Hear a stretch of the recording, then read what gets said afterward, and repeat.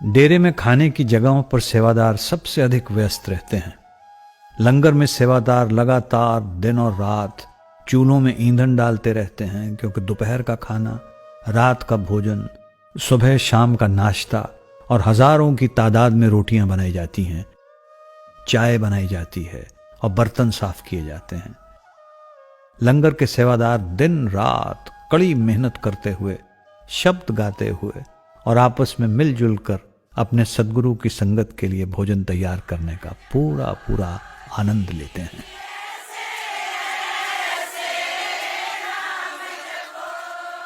एक बार शाम की मीटिंग में एक महिला ने सद्गुरु से कहा कि कई बार ये देखा गया है कि सेवादार देर रात तक जागते रहते हैं, कठिन परिस्थितियों में काम करते हैं और उन्हें असुविधा भी होती है।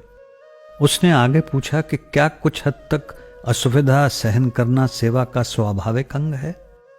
सद्गुरु उसकी बात से सहमत नहीं हुए और आपने कहा कि सेवादार भी शायद इस बात से सहमत नहीं होंगे। वे कहेंगे, कैसी असुविधा?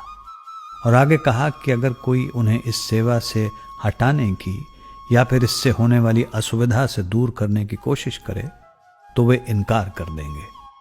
आपने उन सेवादारों के बारे में बात की जो जून के महीने में लंगर में रोटियां पकाते हैं। वे देर रात तक जागकर इतनी तपती हुई गर्मी में लंबे समय तक सेवा करते हैं। आपने कहा कि जब वे रात को 2 या 3 बजे डेरे का चक्कर लगाने के लिए निकले तो उन्होंने देखा कि उनमें से कई लोग भजन बंदगी में बैठे थे।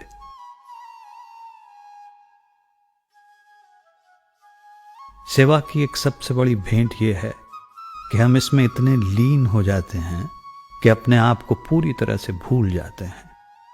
हम अपने शारीरिक दुख दर्द, अपनी थकान, अपनी चिंता को भुलाकर उस समय हो रही सेवा की खुशी में डूब जाते हैं। महात्मा गांधी ने एक बार कहा था, अपने आप को खोजने का सबसे अच्छा तरीका है दूसरों की सेवा में अपने आप को भुला देना। हमें तो पता ही भी नहीं चलता धूप है कि छाँव है, कैसा मौसम है। हम तो अपनी सेवा में लगे रहते हैं और सेवा करते रहते हैं। नहीं, टायर्ड बिल्कुल नहीं, टायर्ड नहीं फील होता ही नहीं है। बाबा जी की दया से पता नहीं अलग सा महसूस होता है, जैसे कि हम पता नहीं कहाँ आ गए हैं, क्या यहाँ पर क्या माहौल है, इसका हम बता भी नहीं सकते। जब बाबा जी शाम को सुबह यहाँ दर्शन देने आते हैं तो जब वो दर्शन दे के जाते हैं तो इतनी एनर्जी मिलती है, प्यार मिलता है, तो सेवा करने का बहुत मन करता है।